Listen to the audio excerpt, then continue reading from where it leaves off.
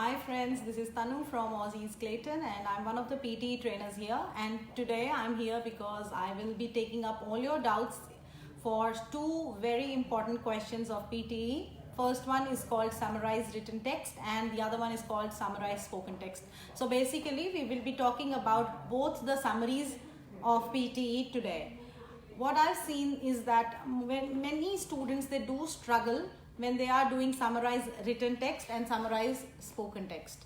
So today I thought we will be talking about these two questions, which are very lengthy, very time consuming, and which is a bit of a pressure for most of our students. So to begin with, we will start talking about summarize written text, which is a question from our writing section. So guys, to be clear on this question, I would start with telling you that this is an integrated task of your reading and writing section. That means your marks are going towards reading as well as towards your writing. Now this task contributes very heavily towards your writing section because it has got more marks than your essays. Now wherever the writing comes into play, wherever the marks are going towards your writing, you have to be very careful about three things. The first thing is that you have to be careful about grammar. The second thing is that you have to be careful about spellings. And third, written discourse. Now in terms of grammar, what is grammar?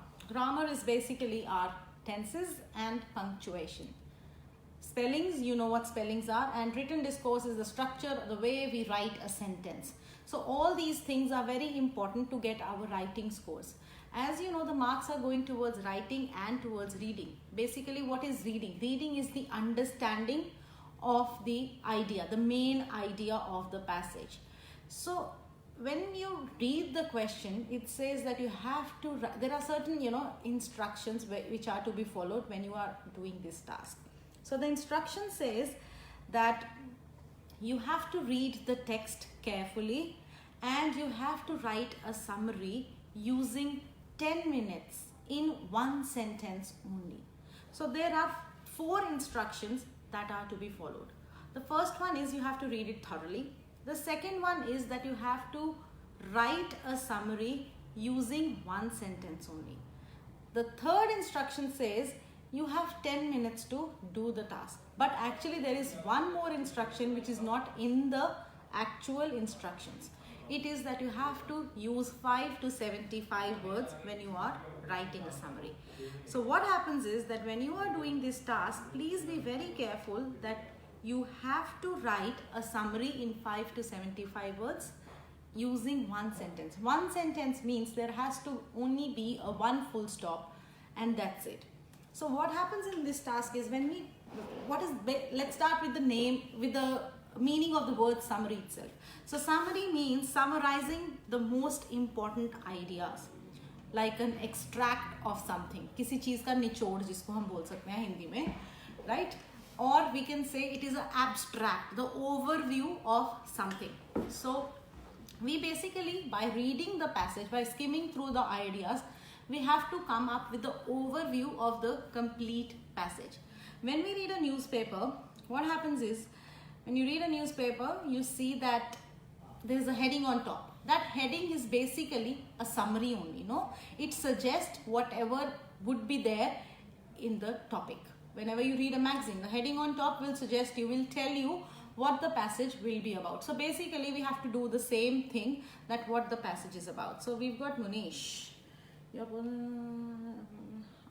so that's some sort of ad. Okay. Coming back to the summaries, guys. So basically what we are up to is the overview of the passage, and how we can write that overview in one sentence is the question that we will be discussing now. So as you know, the instructions is 5 to 75 only, 5 to 75 words. Please make sure you do not write more than 75 words or less than 5 words, because otherwise you breach the guidelines. Every time you breach the guidelines, it is not something very good, and it is not something we recommend you doing. So guys, just make sure you follow the guidelines. Now how to start this question, how to attempt this question is an important task. You get 10 minutes to do the task, right? So you have to plan your ideas, you have to read, you have to plan, you have to organize, you have to write, and the 5th important thing is you have to revise. So please make sure you have read the passage within 3 minutes, because you will be needing 4 to 5 minutes to write this complete summary. And then please make sure you always have 2 minutes at the end to proofread what you have written, because proofreading is something which is very important, because the marks are going towards our writing section. Writing is about our spellings, writing is about our punctuation. So wherever a capital letter has to be mentioned, you have to use a capital letter. Wherever there is a mistake, error in typing error, wherever there is a mistake in spellings, it needs to be fixed before you actually submit your answer. Now, what are the strategies to do summarize written text is one thing which most of the students are confused about. Those who are preparing for their exam, especially, if your exam is around the corner, today I will be telling you a very easy strategy to do this task. Today we will be discussing a question. So I would like to post that question in the comment section, so that whosoever wants to have a better overview or understanding of what I'm trying to explain today can go through that question, and I will be taking that question as an example, so that you can have a better understanding of what I'm saying. So I will post that question in the comment section, guys. So please go through that question before I actually start to tell you what needs to be done in that question. So the question is posted, which says summarize written text. I think if you are preparing for summaries, you must have come across this question. It is one of the most often, this question is repeated very, very often in the recent exams. So we will be talking about this question. It is a passage with 3 paragraphs in it. So you can get a passage with 2 paragraphs, with 3 paragraphs, or it can be simply just 1 paragraph. Now to begin, let's begin reading the passage. So the passage says, parents' own birth order can become an issue when dynamics in the family they are raising replicate the family in which they were raised. So by reading the first sentence, we can get an idea that the topic is somewhat related to parents' own birth order, issue, dynamics, and replicate the family in which they were raised. Moving further, Gulati notes common examples such as a firstborn parent getting into raging battles with a firstborn child. Both are used to getting the last word. Each has to be right, but the parent has to be grown up and step out of that battle, he advises. When youngest children become parents, Gulati cautions that because they may not have had high expectations placed on them, they in turn may not see their kids for their abilities. Now, so far what have we read is that they are mainly talking about parents' own birth order, and they are telling, by giving an example, a person named Gulati, who was a researcher, or who might have done some sort of research, who is giving an example, example to explain what was given in this first sentence which I have highlighted. So we have come to know that this is the main idea of the passage, and further the main idea has been described by giving the example by a specific person called Gulati. Now if we read it further, it says but he also notes that since youngest children tend to be more social, youngest parents can be helpful to their firstborn who may have had a harder time to social situations. These parents can help their eldest kids loosen up and not to be so hard on themselves. Mom Susan Rich says, whatever is written from here is an example of just one person. Do you think we can include it in the main idea, the overview of the passage? Never. So all I'm trying to say here is that once you start to read, you have to skim through the ideas. Please never include any examples in your summaries. When you are writing a summary, never use any example. And we've got, he's saying, sorry to interrupt you again, please let me know whether students can get your face-to-face training in the classroom. Munish, we've got plenty of branches. So we have few branches in Melbourne. We've got a branch in Melbourne CBD, a branch in Clayton, and a branch in Thomastown as well. So students can have face-to-face training in any of those branches. I'll be posting the link about those in the comment section. And we've got Ang Nima. So hi Ang, thanks for asking the question. And she's asking, I have a template of 30 words, 4 sentences, each has 1 blank. What about filling with about 20 keywords each 5? So we are talking about summarized written text. Please do not use any sort of templates in summarized written text. We will be talking about summarized spoken text very soon, where templates can help you a lot. So coming back to our summary, guys. So I was saying that please do not include any of the examples in the summaries. Whatever is written here is an example of this paragraph, the main idea of the passage. So without even reading it, if you read next paragraph, it says that I would see Joshua, do Julie, this is again names and further example, further description, what's being given. If you read it further, I had to try. So I had to try means that mom has to try. Biases can surface, and then Laurie Silverstone points out something. So Laurie Silverstone is another example of the same very thing. So all you have to do is you have to analyze what is important and what is not important. Once you figure out that this is the most important paragraph, or these 2 or 3 or 4 sentences are very important sentences, you can easily write out the summary. So first thing is you have to figure out 3 to 4 sentences which are very important, which are giving you the main idea of the passage, which in this passage is this here. So whatever I've highlighted is the most important idea of the passage. How to write, how to comprehend this sentences into our summary is the second thing which needs to be done. Guys, for summarized written text, you can copy and paste the sentence. It is not at all an issue to copy and paste the sentence. It is not at all an issue to pick exactly the same words from the summary itself. Because if you do not do that, what happens is you are inviting the risk of playing with grammar, playing with spellings, playing with written discourse. So that is one thing which we do not want at all. So in your summaries, please pick 3 to 4 important sentences. You can pick phrases from those important sentences, and the next thing you do is you have to join those phrases with the important connectors. What are connectors now? So we've got she's asking again, is it appropriate taking 2 independent sentences from the first and last paragraph connected by and next independent sentence? It is not usually first and the last sentence, Nima. It is generally the most important sentence which is reflecting the main idea of the passage.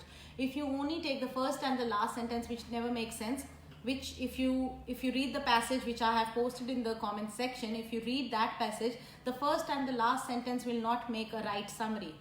So please do not select random first and the last sentence. You have to read the passage. You have to come up with few sentences which are important, not just first and the last. So if you think the first 2 sentences are making more sense, then I would recommend you to select the first 2 or first 3, or even the first 2 and the last sentence. Because randomly, keeping it fixed for all the summaries might not work, because some of them might not have a right summary with the first and the last sentence. So I would highly recommend you to read the passage, and then you can select 2 independent sentences which is giving you the main idea of the passage and join them with the connectors. Now coming to connectors, the connectors we should be using are plenty of connectors. You can use and, which is a positive connector. So whenever we are joining 2 sentences of the similar idea, similar thought, we would use and. But if you are using a negative or a contrasting sentences, then you can use but. You have other connectors where you are using, where you are connecting more than 3 or 4 phrases. In that case, you can also use furthermore, you can also use moreover, you can also use however, you can use therefore, you can use although, though, hence, so. So all these are the connectors which you can use. So Nima, I mean 2 very independent sentences, ma'am. Yes, Nima, they have to be independent, and the introductory sentences also. So not only independent, but also they should be giving you introduction about what was there in the passage. We've got Simar, ma'am, please explain the usage of semicolon in writing summary. Yes, I'm coming to that only, Simar. So guys, after using the connector, it is very important to punctuate. Wherever we use a connector, we need to have some sort of punctuation. So as I said that the marks are going towards writing section, which is your grammar. Grammar is your tenses and your punctuation. So punctuation plays a very important role when you are writing a summary. Whenever you are, copying exactly the same sentence or exactly the same phrase, if there is any semicolon, if there is any comma, if there is any hyphen, if there is any inverted comma, please make sure you copy that too, because that is in there, which is a correct written discourse, which is a correct grammar, which is a correct spelling. So if you're copying and pasting something, please copy and paste exactly the same. And if you are making changes to it, then you have to be sure that the grammar and punctuation and your spellings and written discourse, everything is in the right order. So we've got Virpal can although be followed by but or yet. Virpal will be talking about that in most of the times, although will not follow yet and but yes, English is a very funny language. Everything and anything is possible. So it completely depends on the sentence you are writing and sentence you have selected, that which connector you would be using. Most of the times I tell my students to use and, but, furthermore, however, these easy types of connector, rather than going towards, although, yet, but, however, which are very confusing connectors. So keep it simple. You are mainly getting marks for the quality of your writing. Okay, what is your quality? Quality is the sentence is grammatically correct, the sentence is giving you the overview of the passage, the sentence has good punctuation, the spellings are correct, it has got good written discourse, you have just used one full stop, you have written a summary within the guidelines. All that is quality, not a better connector, not a better word. So a fancy sentence will not get you much marks.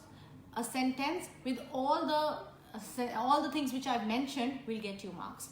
So please use quality connectors, not something which is very fancy. Now, for example, you are picking up 2 sentences or 3 sentences, and the connector which I would use is maybe and or furthermore.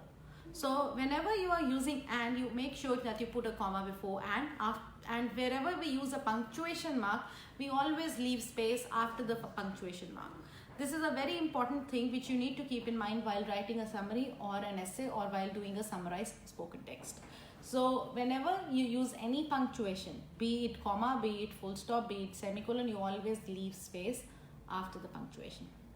Now, if you are using and as a connector, please make sure you put a comma before and then you leave space after the comma.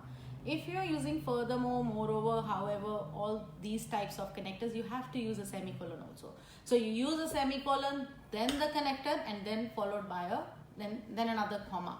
So please make sure you use a connector correctly. A lot of people, they do know that they have to pick phrases and or maybe sentences and join them using a connector, but they don't know how to use that connector.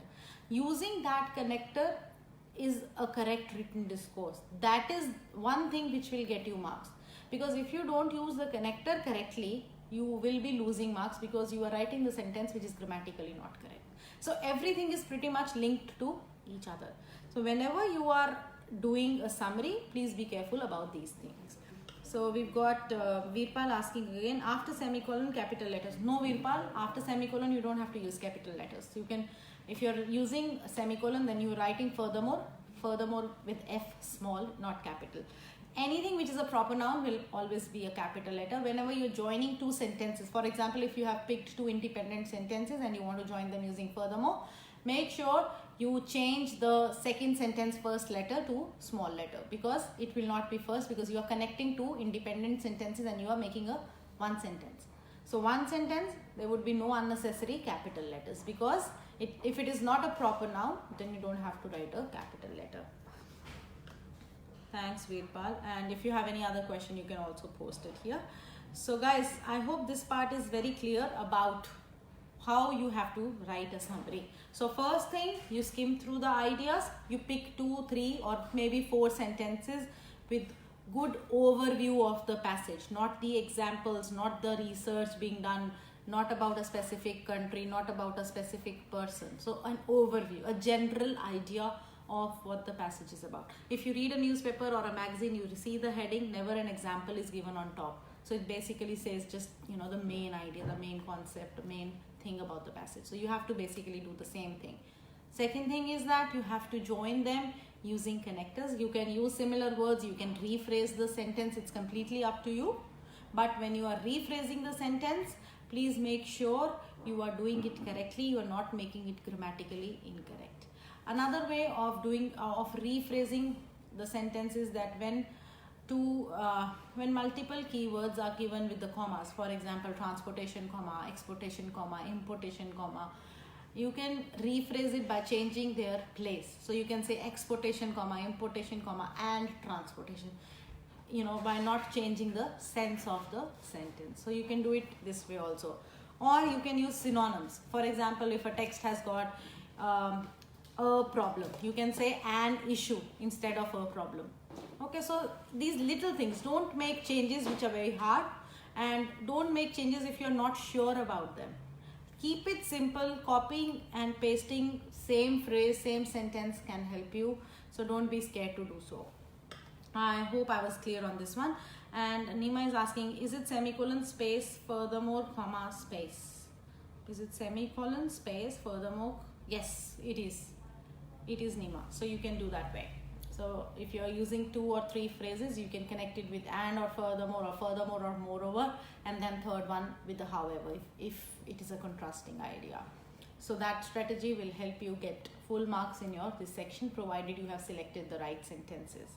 Okay guys, moving on to the next question. Next question we will be talking about is summarize spoken text, because this task again contributes quite heavily towards your writing and towards your listening section. Until and unless you get the summarized spoken text right, it is very hard to score in writing and listening. And this is one task where most of our students, they do struggle a lot. It is a very easy task if you know what you have to do. And to begin with, I would say that this is not retell lecture. Most of the students, they confuse it with retell lecture. So guys, you have to know the difference between retell lecture and summarized spoken text. Yes, I know that in both the tasks you will be listening to a audio or a lecture or a video or an audio accompanied by an image. But in retell means repeat, okay? Whereas summarize means, to have an overview of something. So they both are different. When we are writing a summary, when we are forming an overview or an idea about something, we can use our own words, okay? But when you are doing a retell lecture, you cannot use your own words. The keywords has to be from the audio. The more similar keywords you have, the better marks you will get in retell lecture. But in summaries are about grammar, because the marks are going towards writing section. Wherever the marks are going towards writing section, you have to be careful with the grammar. And this is one thing which most of the students get confused in, and they'll do it the way they do the retell lecture and they mess it up all. So please, when you are doing summarized spoken text, please be very careful that you have to be careful about the grammar too. Okay, now when you are doing summarized spoken text, the instruction says you will listen to an audio or maybe a video or an audio accompanied by an image, and you have to write a summary using 50 to 70 words in 10 minutes time. 10 minutes is including the audio time. So if the audio is 1 minute, you have remaining 9 minutes to write a summary. Now the second instruction is word count. Word count in this task is very important. Please do not write less than 50 or more than 70 words. I always tell my students to write around 65, 66, 65 words if you can. Even 69 words is all right. But please make sure it is no less than 50 words in any case. If you are not sure, just say whatever, just write whatever, but please make sure it is more than 50 words. Contributes heavily towards your writing and towards your listening. Writing is, I've told you, grammar, spellings. Listening is your content. And we have Vivek. Vivek is asking problem with dictation. I'll be talking about right from dictation after we finish the summaries, Vivek. But this is also a very important task. So if you have any questions in relation to summaries, please post it and I'll be happy to answer it. So guys, coming back to the summary. So once you listen to the audio, please make sure in your exam you get a notepad and pen, and when you are listening to the audio, please try to take down as much notes, as many words, as many phrases you can. Why? Because that will help us form sentences. That will help us form the overview of the passage. If we just close our eyes and listen to the audio, we will not be able to remember everything when the audio finishes. So it is very important to take notes. Some students, they think that they'll be able to remember because they have a better understanding when they are listening and not writing. But when the moment the audio stops and we start to write, we will forget everything. And trust me, this happens with lots of students. So please make sure when you are listening to the audio, try to take down as many notes as you can. The second thing is that templates. Templates do help a lot in this task because they help you form grammatically correct sentences. You don't have to start a sentence, you don't have to start the sentence formation from scratch. And Anna is asking, can you please answer my first question? Anna, I believe I've answered all your questions. If I missed something, I'll be answering them after I finish the video. And can you repost the question again, because I can't see any question which I missed. And we have Aman. Hi Aman, thanks for asking. She's asking, can we write summarize spoken text without any template, such as speaker mentioned, speaker suggested? Will our scores in any communicating or enabling skills get affected? No, not at all. I don't believe that your scores will be affected, provided you are selecting the right keywords, picking up the right keywords from the audio, and provided you are using words such as speaker mentioned, speaker suggested, and you are forming grammatically correct sentences. All that matters in this task is grammatically correct sentences with good use of keywords. So in this task, that is one thing which needs to be appropriate. And we got Akash. Hi Akash is asking, ma'am, what is the best strategy for summarize spoken text? So we are talking about summarize spoken text only, Akash. And he's saying, it's hard to write full phrase. Yes, it is very hard to write full phrase. Full phrases are just for your reference. So what you have to do is, when you have a template, for example, you don't have to have a very complicated template, because the marks are going towards your grammar and good written discourse. Written discourse is very important. Now, when you say have 10 keywords, 10 phrases, you have to use correct sentences and put those phrases into those sentences. For example, if I have a template which says the lecturer or the speaker was talking about dash, or the lecturer or the speaker presented a significance idea about dash on the topic of dash. That dash, we know that dash is the first most important keyword, that what the actual lecture was about.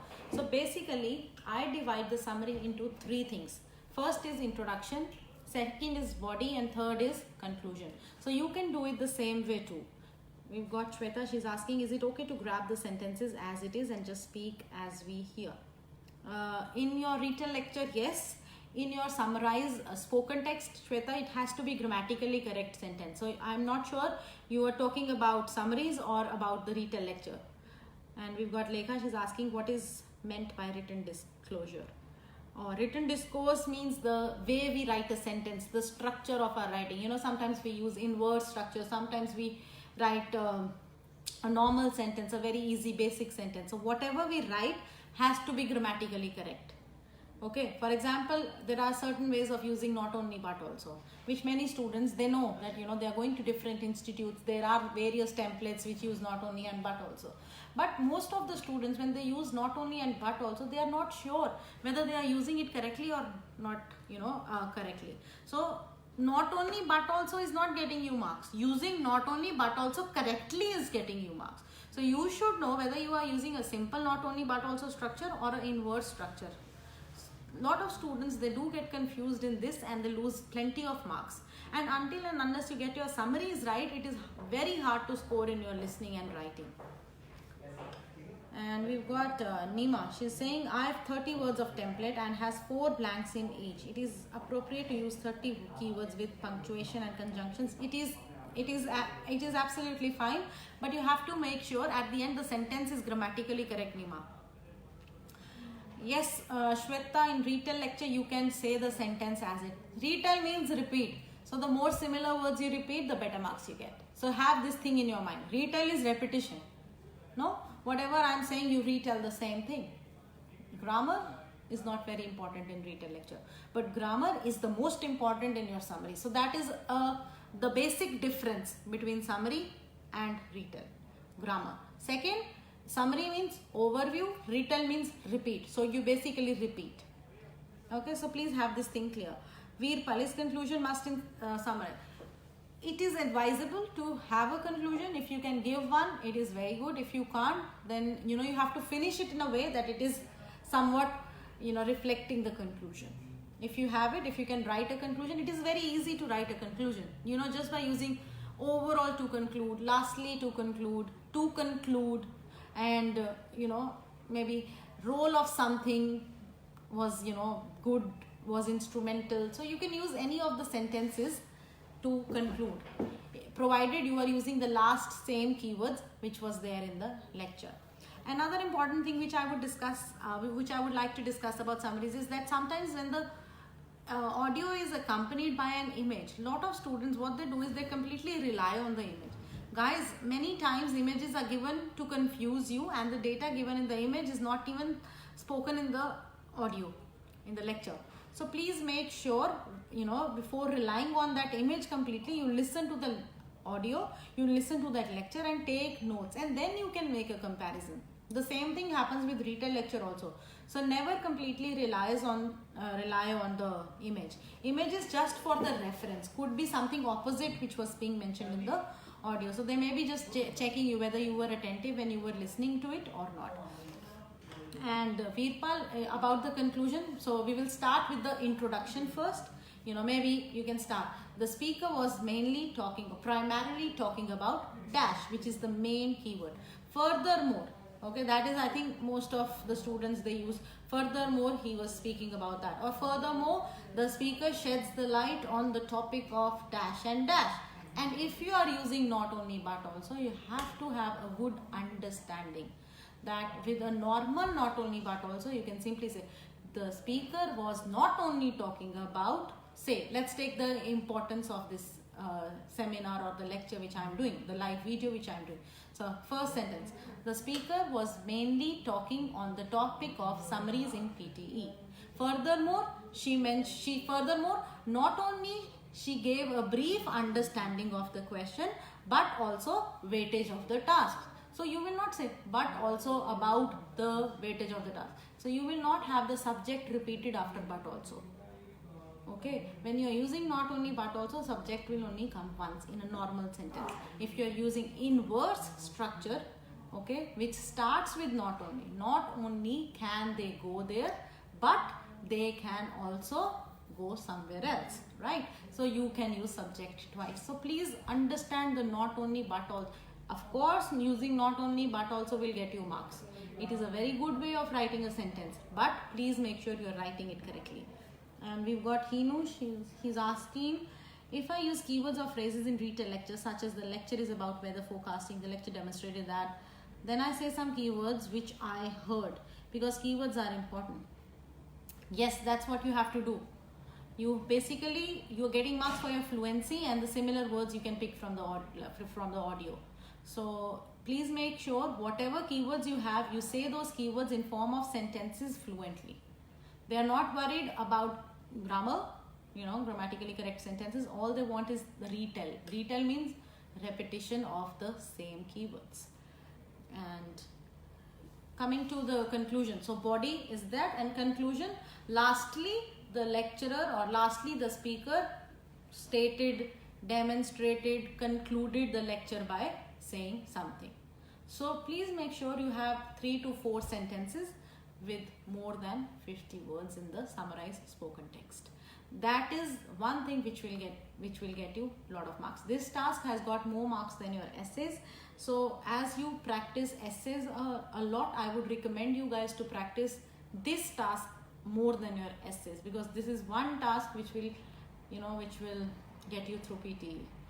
The weightage of the task is not too much, but just because we make too many mistakes when doing this task, we lose marks. Sometimes we think whatever we are doing, we did so well with our repeat sentences, our write from dictation was absolutely fine, retail lecture went off so well, but still I didn't get my desired scores, which is 79 plus. So guys, this is one task which will help you through. This is a big support to your listening and towards your writing section. So I hope this is a clear understanding of both the summaries. For Summarize Written, please don't use any template. Repetition of words, sentences is absolutely fine. For Summarize Spoken Text, you can use the same keywords, same phrases, provided the sentences are grammatically correct. You can use any template. So templates are absolutely fine in this task. Rather, I recommend using a template because we don't have to start to write a sentence from the scratch. Because let's say if the audio is 9 minutes, we just have remaining, if the audio is 1 minute, we have remaining 9 minutes to write. So in those 9 minutes, I have to plan, I have to organize, I have to write, and I have to proofread what you have written. So please make sure you are revising after you finish. You have to put a full stop at the end, which is again a very important thing. And lastly, someone asked me about write from dictation. I don't know who that person was, but coming to write from dictation, guys, is a very important task. Another important task which contributes heavily towards your listening and towards your writing. In that task, each and every correct word will get you marks. So the more words you can capture, the better marks you will be getting. And that is one thing which is very important in write from dictation, contributes quite heavily towards both the sections. It has got more marks than any other tasks, I would say. And if you are struggling in write from dictation, the chances of getting 79 plus are very less, which I don't recommend. So you have to, prioritize your tasks. If your target is 79 plus, there are, 10 tasks out of 20 questions, 10 questions of PTE. If you master those 10 questions, I am 100% sure you'll be able to get 79 plus. And Shweta, if you use less keywords but learn structure, then we can get marks in case we don't hear anything or just 2 to 3 words. Shweta, see, retell means repeat. So unless we repeat the keywords, unless we repeat what was actually there in the audio, how can we get marks? Of course, we can get marks for our speaking, because the rule of speaking is how you speak, not what you speak. But you have to think that the marks are also going towards your listening. What is your listening in this question? Listening is our content. What is the content? Content is what you hear. So try to have more keywords. The more similar words you can capture, the more similar words you can speak, the better marks you will get in retell lecture. And this question is, vital for listening and for speaking. Veerpal is saying, in write from dictation, I am unable to pick if the noun was singular or plural. Can I write both with? No, I don't recommend at all writing both the keywords, because Veerpal, it is, a software which is giving us marks. The software knows that maybe 8 words or 10 words were spoken and you have written 11 words or 9 words. I don't recommend at all to write, both the options. I would stick to one, whether it is correct or not correct. I'll leave up to my luck, but I would definitely not write both. Neither do I recommend you to write both. And same in and the. Again, the same thing. I would not recommend you to write both. I would stick to one, and the. You can also read the sentence, because the task is giving marks towards our writing also. The sentences will be grammatically correct. The spoken sentence will be grammatically correct sentence. So you can analyze, or you can figure out that whether a singular noun is required or a plural noun is required. So based on that grammatical understanding of yours, you can also select one. Rather than writing to, select one. You know where to use a. A is more general or specific. The is more specific. A is more general. So you know where to use a and where to use the. So if you think the makes grammatically more sense, please use the. And if you think a makes more sense, then use a. And I hope I've answered most of the questions today. And if you have any other question, guys, please feel free to post it in the comment section. And if you have any other question regarding the summarized spoken or summarized written text, I'll be more than happy to answer, provided you have posted it in the comment section. And that's it for today, guys. If you have any other queries, and if you're struggling to achieve your desired scores in PTE, you are more than welcome to come to any of the branch. We have classes Monday to Friday. You can come to Aussie's Clayton.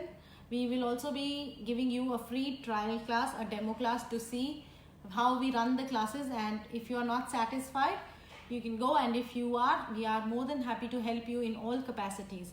And also I would like to say that prediction file is very important and very useful, guys. It is giving us I would say it is giving us fantabulous results. Many students who are sitting for exams, they are achieving their desired scores just by preparing from that prediction file. Many questions, one student, he just told me that, ma'am, my 60% of the exam was from the prediction file itself. So just imagine if you can get 2 fill in the blanks, 2 read alouds, and maybe 1 retail lecture, 2 write from dictation from the prediction file, what help it will be to you. It's a great help to you guys. So please make sure to go through the prediction file. And we've got Hinu, she's asking, in speaking sometimes my pitch goes up to 200, is it okay? Generally I would say not okay, but I'm not a very big fan of pitch analyzer, to be very honest. I know many of my colleagues, they follow pitch analyzer, so I'm not saying it is not right. It is absolutely fine, because many students, because of the pitch, they don't get this course. But I personally believe, the headings, the instruction says we have to read it naturally. Sometimes R naturally is not systems naturally. So pitch for me is most of the times not a problem. So if you think it is going up 200, it should not go. So try to be a little bit low on your pitch. And tell me about pitch, ma'am. Hinu, I would recommend you to join our Telegram group. So please download Telegram Messenger and join the group PTE Tutorials. It is posted in the group. It is posted in the comment section, and they guys will be the ones who will be giving you a very good understanding about the pitch analyzer, because I'm not a very big fan of pitch analyzer. So my colleagues, they will be more than happy to help you with the pitch thing. And that's it for today, guys. So I hope you all have a good Easter. And to all my students and any other students who are struggling to achieve their desired scores, if you have any queries regarding PTE, please feel free to visit our branch in Clayton, and you can call on 0430 887072 for any other or further information. Thank you, and I hope today's session was useful and informative.